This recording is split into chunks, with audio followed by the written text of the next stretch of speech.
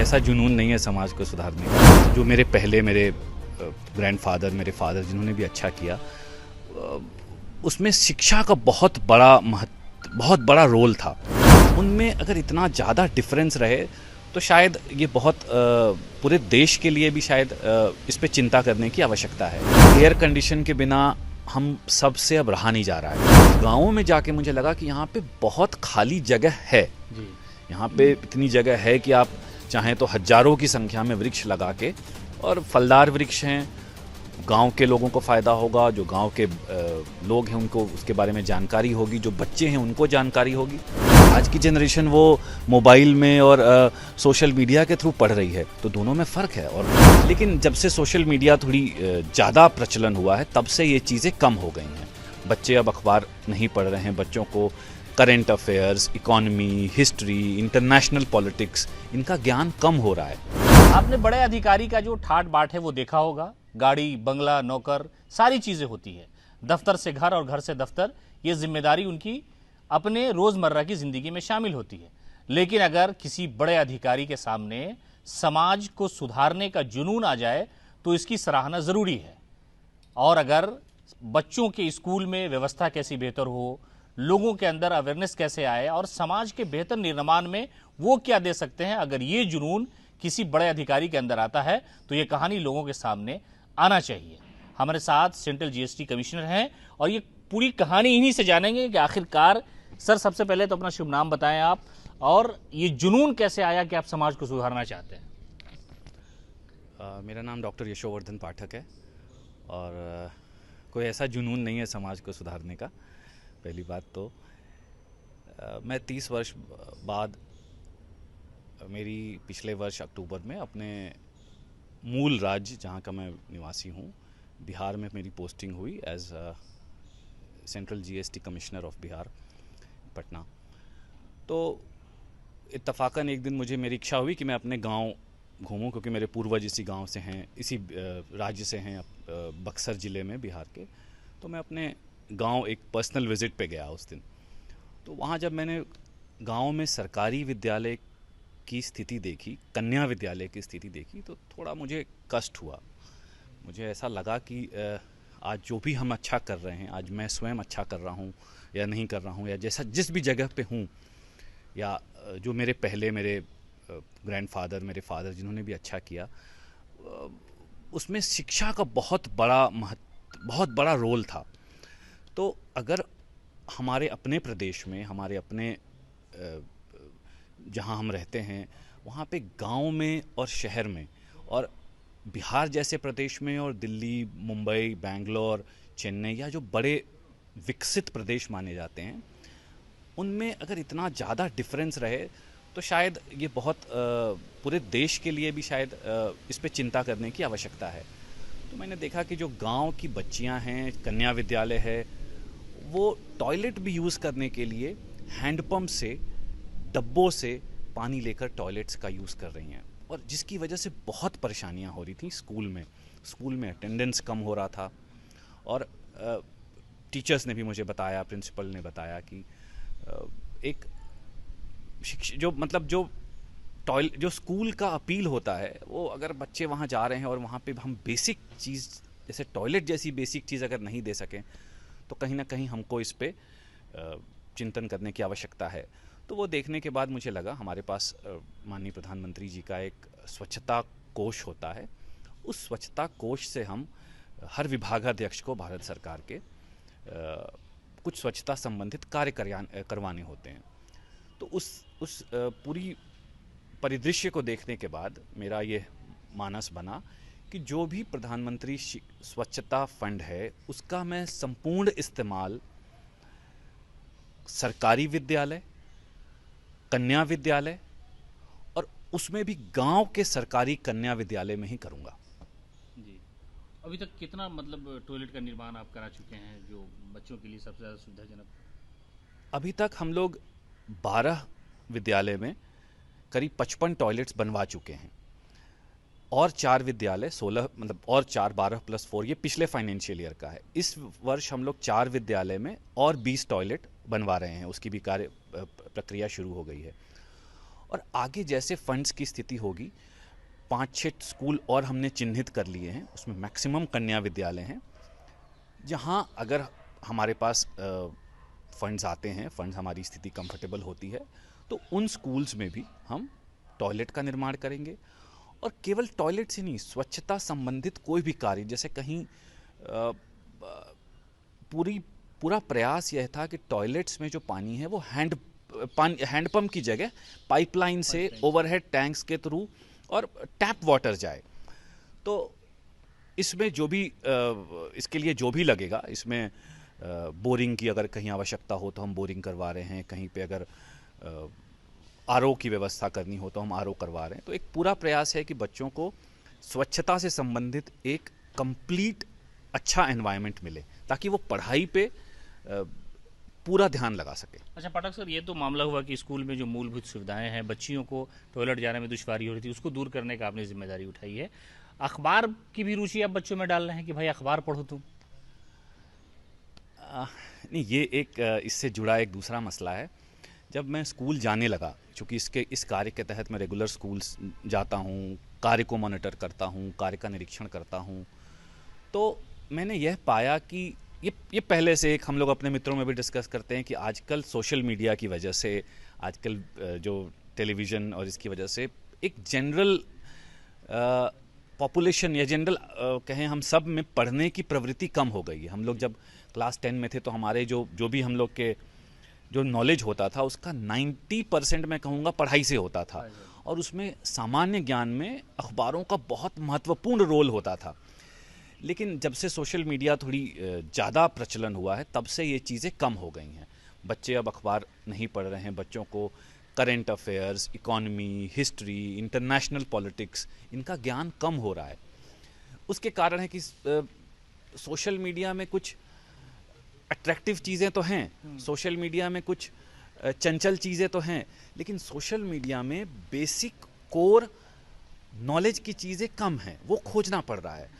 और वो बच्चे जो उस एज में हैं जहाँ उनको सनसनी वाली चीज़ें ज़्यादा पसंद आती हैं, उनको जब आप नॉलेज, ज्ञान, पढ़ाई, शिक्षा की बात करें तो वो थोड़ा उनके लिए डिफ़िकल्ट होता है। तो आज भी मेरा मानना है कि जो हमारे अखबार हैं, हिंदी के, अंग्रेजी के या जिस भी भाषा के हों, उनमें जो ज्ञान की का कंपोनेंट है, जो ज्ञान का पार्ट है, स्पेशली करंट अफेयर्स की, स्पेशली इकोनॉमी की, मैं एक फाइनेंशियल सर्विसेज में हूँ, रेवेन्यू सर्विसेज में हूँ, इंटरनेशनल रिलेशंस में कि फ़ॉरेन में क्या हो रहा है, वो बच्चे आजकल कम पढ़ रहे हैं।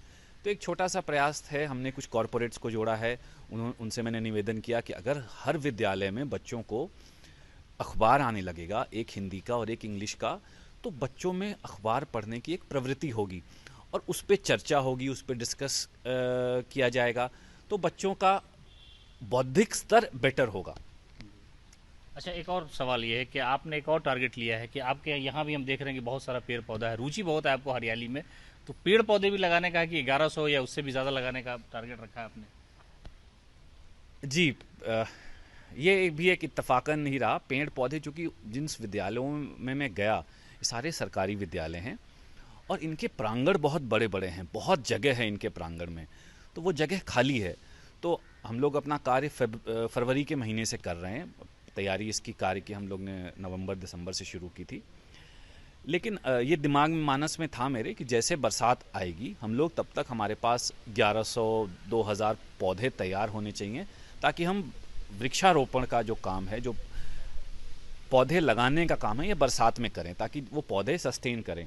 और आज़ादी हमारी 15 अगस्त आ रही है, बहुत करीब आ रही है, तो उस पीरियड में, उस समय वृक्षारोपण, बिकॉज हम सब गर्मी से परेशान हैं, हम सब ग्लोबल वार्मिंग जो हो रही है, इसके इफ़ेक्ट अब दिखने लगे हैं। एयर कंडीशन के बिना हम सब से अब रहा नहीं जा रहा है। हम थोड़ी देर भी अगर हमें बिना एसी के रहना पड़ रहा है तो हम सब पसीने से सराबोर हो जा रहे हैं। तो इसका एकमात्र उपाय जो हम लोग अपने लेवल पे कर सकते हैं वो ज़्यादा से ज़्यादा वृक्षारोपण है। और गाँवों में जाके मुझे लगा कि यहाँ पे बहुत खाली जगह है, यहाँ पे इतनी जगह है कि आप चाहें तो हज़ारों की संख्या में वृक्ष लगा के, और फलदार वृक्ष हैं गांव के लोगों को फ़ायदा होगा, जो गांव के लोग हैं उनको उसके बारे में जानकारी होगी, जो बच्चे हैं उनको जानकारी होगी। तो चूँकि विद्यालय के प्रांगण बहुत बड़े हैं और पर्यावरण से हम सब लोग अब इससे वाकिफ़ हैं, ग्लोबल वार्मिंग के इफ़ेक्ट्स जान रहे हैं, वृक्ष के पॉजिटिव इफ़ेक्ट के बारे में कहना कुछ की कोई आवश्यकता नहीं है, इतने हैं, सबको पता है। तो हमने सोचा कि इसको भी साथ में जोड़ के अच्छा, वो सारी चीज़ें आप अपने आवास पे ही तैयार कर रहे हैं, जो पेड़ पौधे अलग अलग किस्म की जिनको लगाना है वो अपने आवास पे ही आप लगा रहे हैं कि भाई फिर बाद में ले जाना होगा तो जाएंगे?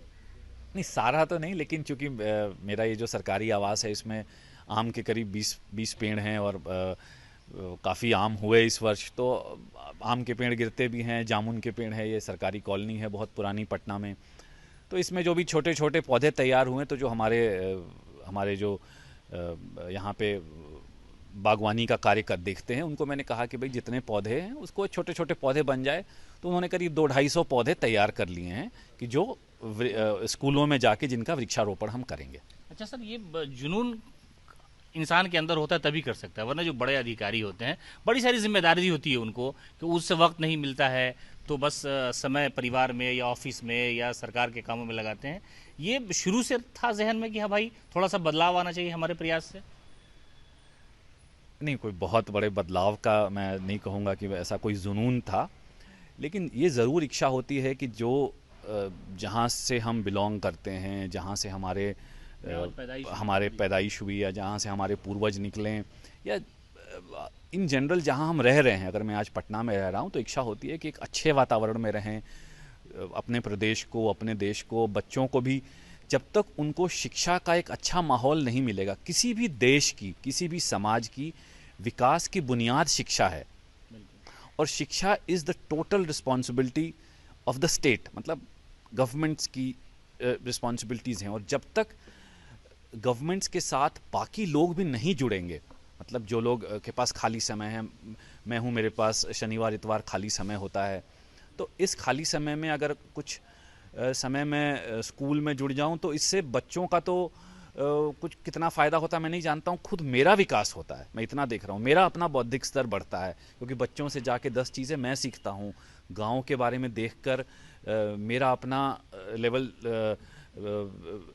नॉलेज का बेटर होता है, क्योंकि हम भी करीब 25 वर्षों से बॉम्बे, दिल्ली और अपने देश के बड़े शहरों में ही सीमित रहें। अच्छा, तो हम ये जानना चाह रहे हैं कि सर जैसे जिन इलाकों में आपने स्कूल के लिए काम किया बच्चों के लिए, वहाँ पर लोग तारीफ करते हैं, खुशी अंदर से महसूस होती है? लोग कह रहे हैं कि हाँ भाई बदलाव, इतना बड़ा अधिकारी आकर के बदलाव लाने का प्रयास कर रहा है, तो खुशी महसूस होती है?